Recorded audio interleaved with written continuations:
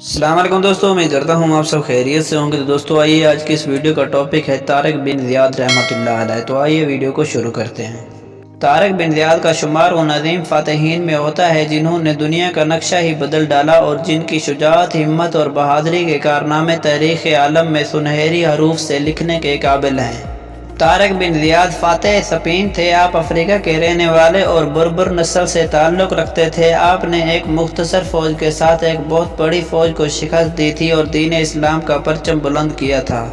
طارق بن زیاد رحمۃ اللہ علیہ افریقہ کے گورنر موسیٰ بن نصیر کے نائب تھے۔ یہ خلیفہ ولید بن عبد الملک کا دور حکومت تھا۔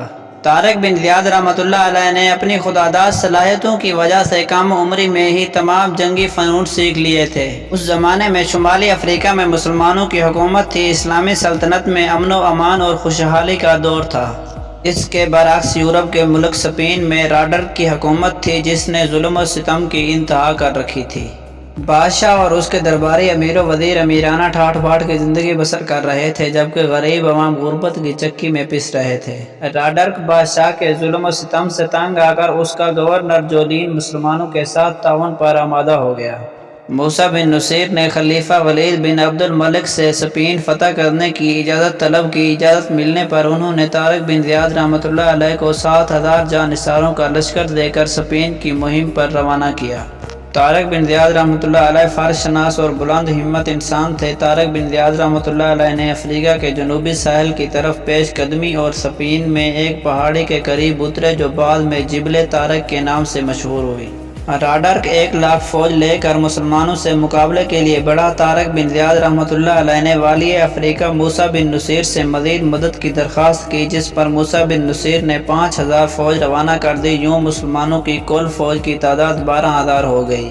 مسلمانوں کی فوج صرف تلواروں اور نیزوں سے لیس تھی جبکہ اس کے مقابلے پر 1,00,000 کا لشکر تھا جس کے پاس گھوڑے اور بہترین اسلحہ موجود تھا۔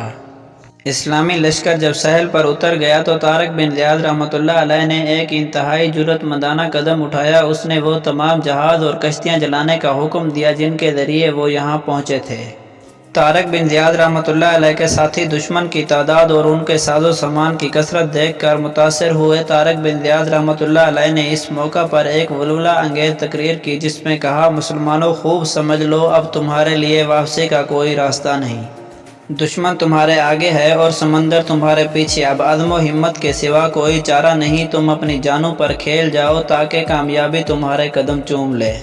تم اس علاقے میں اللہ تعالیٰ کے دین کی سربلندی کے لیے آئے ہو۔ تم جو عزم کرو گے اللہ تعالیٰ اس میں تمہاری مدد کرے گا اور تمہارا نام ہمیشہ زندہ رہے گا۔ اگر میں مارا جاؤں تو آپس میں جھگڑا مت کرنا۔ اگر تم دشمن کو پیٹھ دکھاؤ گے تو قتل کر دیے جاؤ گے یا گرفتار ہو کر برباد ہو جاؤ گے۔ اللہ تعالیٰ کی راہ میں آگے بڑھو۔ جب میں حملہ کروں تو تم دشمن پر ٹوٹ پڑو اور اس وقت تک دم نہ لینا جب تک جزیرہ فتح نہ ہو جائے۔ طارق بن زیاد رحمۃ اللہ علیہ کے خطبے نے مسلمانوں کے دلوں کو گرما دیا اور ان میں جوش و ولولے کی ایک نئی روح پھونک دی۔ 91 ہجری میں دونوں لشکروں کا مقابلہ ہوا اور بالآخر طارق بن زیاد ایمانی طاقت کے بل بوتے پر اپنے قلیل لشکر کے ساتھ کیسر لشکر پر غالب آ گئے اور جنوبی اسپین پر طارق بن زیاد کا قبضہ ہو گیا۔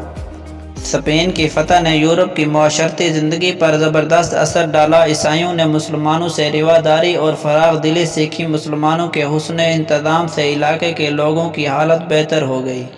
وہ مسلمانوں کے زیر سایہ پرامن اور خوشحال زندگی بسر کرنے لگے۔ طارق بن زیاد رحمۃ اللہ علیہ 95 ہجری میں موسیٰ بن نصیر کے ساتھ دمشق آ گئے اور وہاں قیام کے دوران اس جہان فانی سے رخصت ہو گئے۔ تو ناظرین یہ تھی میری آج کی ویڈیو۔ اگر آپ کو میری ویڈیو پسند آئی ہے تو میری ویڈیو کو لائک کریں، چینل کو سبسکرائب کریں۔ تو ملتے ہیں نیکسٹ ویڈیو میں، تب تک کے لیے اللہ حافظ۔